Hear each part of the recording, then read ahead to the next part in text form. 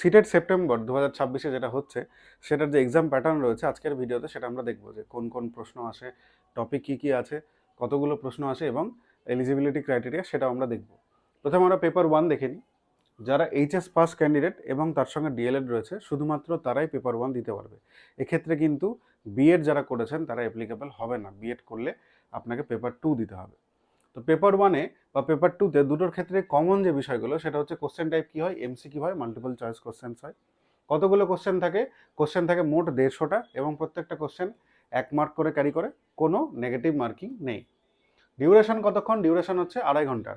2.5 ঘন্টাকে যদি আমরা মিনিটে ভাঙি তাহলে সেটা 150 মিনিটই হবে। 150টা কোশ্চেনের জন্য 150 মিনিট দেয় ওনারা। এবং কি পেপার হয় কি বাইলিঙ্গুয়াল, আপনার পেপার ইংলিশে থাকে প্লাস হিন্দিতে থাকে।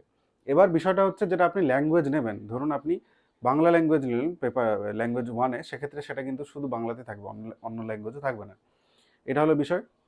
এবার আমরা দেখে নিই যে পেপার 1-এর এক্সাম প্যাটার্ন বা কোশ্চেন প্যাটার্ন কী হয়। প্রথমত সিডিপি থেকে আসে 30 নাম্বার, চাইল্ড ডেভেলপমেন্ট পেডাগজি থেকে আসে 30 নাম্বার, ম্যাথামেটিক্স থেকে আসে 30 নাম্বার, এনভায়রনমেন্টাল সায়েন্স থেকে আসে 30 নাম্বার এবং ল্যাঙ্গুয়েজ 1 আপনি এটা চুজ করতে পারবেন। মোট 27টা ল্যাঙ্গুয়েজ আছে, সেগুলোর মধ্যে যে কোনো একটা চুজ করতে পারেন, সেখান থেকে 30 নাম্বার, এবং ল্যাঙ্গুয়েজ 2 সেখান থেকে 30 নাম্বার। এই 5টা সাবজেক্ট মিলিয়ে আসে টোটাল 150 নাম্বার।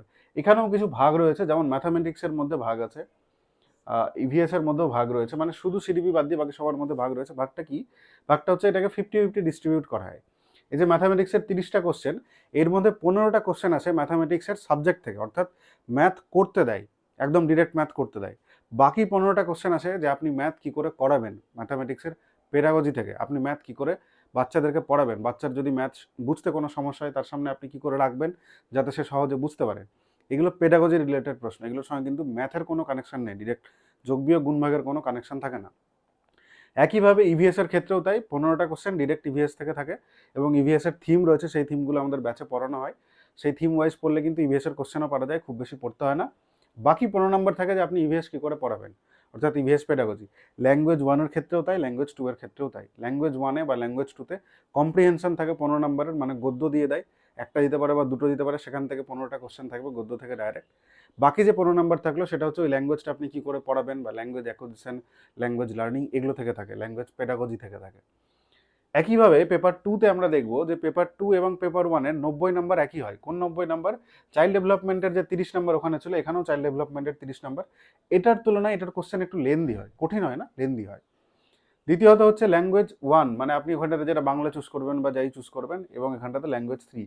এই যে 90 নাম্বার, 30-30 করে 90 নাম্বার, এটা কিন্তু পেপার 1 পেপার 2 এর জন্য কমন, আলাদা কিছু নেই। এখানে আলাদা হয়ে যায় কি, যে সেকেন্ড যে আর কি পেপারটা, সেকেন্ড পেপারে দুই ধরনের হতে পারে। আইদার আপনি ম্যাথ সায়েন্স যদি আপনার গ্র্যাজুয়েশনে থাকে তাহলে আপনি ম্যাথামেটিক্স অ্যান্ড সায়েন্সের জন্য অ্যাপ্লাই করবেন, সেক্ষেত্রে আপনার মোটামুটি 10 থেকে 11-12 লেভেলের ম্যাথামেটিক্স এবং সায়েন্সের। আচ্ছা, এখানটাতে যদি 90 হয়, এখানে কিন্তু 60 মার্কস, হ্যাঁ, ম্যাথামেটিক্স অ্যান্ড সায়েন্স মিলিয়ে 60 মার্কস। তো 60 মার্কসের আপনার ম্যাথামেটিক্স অ্যান্ড সায়েন্সের কোশ্চেন আছে, তার মধ্যে পেডাগজিও থাকে। মানে 60কে ওরা আবার ডিভাইড করে 40 এবং 20-তে। 40টা আছে সাবজেক্ট থেকে, 20 নাম্বার আছে যেটা চুজ করবেন ম্যাথামেটিক্স অ্যান্ড সায়েন্স চুজ করলে 20টা ম্যাথামেটিক্স অ্যান্ড সায়েন্সের পেডাগজিক্যাল অ্যাপ্রোচ। অথবা আপনার গ্র্যাজুয়েশনে যদি ম্যাথামেটিক্স বা সায়েন্স না থাকে বা সায়েন্স রিলেটেড কোনো সাবজেক্ট না থাকে, তাহলে সেক্ষেত্রে আপনাকে চুজ করতে হবে সোশ্যাল স্টাডিজ বা সোশ্যাল সায়েন্স, যেটাকে এরা এসএসটি বলছে। এই এসএসটির মধ্যে কী কী থাকে? হিস্ট্রি থাকে, জিওগ্রাফি থাকে, পলিটি থাকে।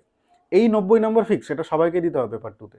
তারপরে আপনার গ্র্যাজুয়েশন কিসে সেটার উপরে ডিপেন্ড করে এটা দুটো ভাগে ভাগ হয়ে যায়, আপনার জন্য আলাদা পেপার ওনারা দিয়ে দেবেন।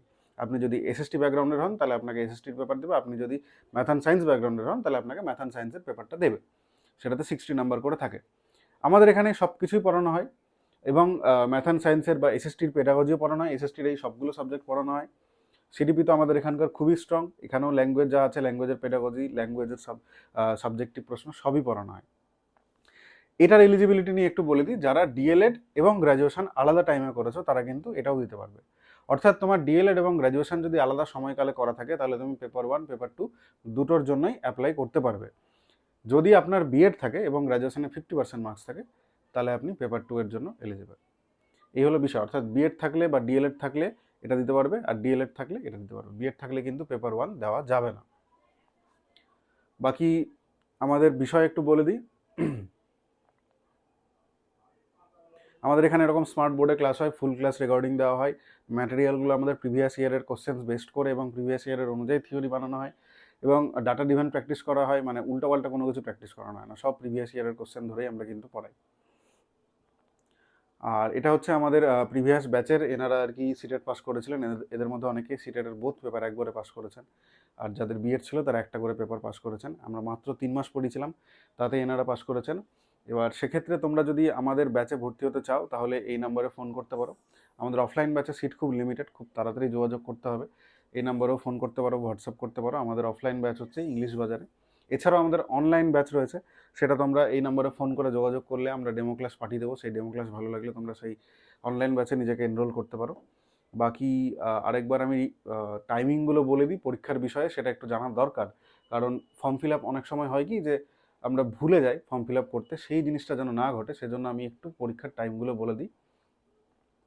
মে 11 থেকে ফর্ম ফিল আপ শুরু হয়েছে, অর্থাৎ গতকাল থেকে ফর্ম ফিল আপ শুরু হয়ে গেছে। যেদিন নোটিশ দিয়েছে সেদিন থেকে ফর্ম ফিল আপ শুরু করে দিয়েছে, এবং ফর্ম ফিল আপ চলবে কতদিন পর্যন্ত? 10 জুন পর্যন্ত, 1 মাস ধরে ফর্ম ফিল আপ চলবে। সেই দিনই কিন্তু ফি পেমেন্টের লাস্ট ডেট, ফি পেমেন্টের একদিন এক্সট্রা বা ওরকম কিছু দেয়নি, ওই দিনই last date. June 15 official correction window.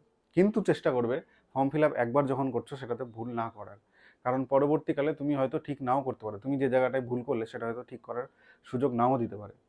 আর পরীক্ষা হবে 6 সেপ্টেম্বর সানডে, এটা ওরা ডিক্লেয়ার করেই দিয়েছে, এবং ওরা যখন ডিক্লেয়ার করে দেয় চেঞ্জ হয় না। তবে হ্যাঁ, খুব বেশি যদি স্টুডেন্ট বা ক্যান্ডিডেট অ্যাপ্লাই করে সেক্ষেত্রে ওরা 5 সেপ্টেম্বর অর্থাৎ স্যাটারডে, তার আগের দিনও কিন্তু পরীক্ষা নিতে পারে, অর্থাৎ দুটো দিনে পরীক্ষা হতে পারে। আচ্ছা, অ্যাডমিট কার্ড ওরা দেয় হচ্ছে পরীক্ষার 2 দিন আগে, কিন্তু এক্সাম সিটিটা মোটামুটি 7 দিন আগে বলে দেয় যে তোমার কোথায় পড়ছে। আর রেজাল্ট দেবে এন্ড অফ অক্টোবরে। এই হচ্ছে মোটামুটি বিষয়। বাকি তোমরা যদি ভর্তি হতে চাও তাহলে আমি আবার আমাদের নাম্বার দিয়ে দিচ্ছি, 8250112287। এই নাম্বারে তোমরা হোয়াটসঅ্যাপ করতে পারো, তাহলে তোমাদের ক্লাসের যাবতীয় ডিটেলস দিয়ে দেওয়া হবে, বা ফোনও করে নিতে পারো। Thank you.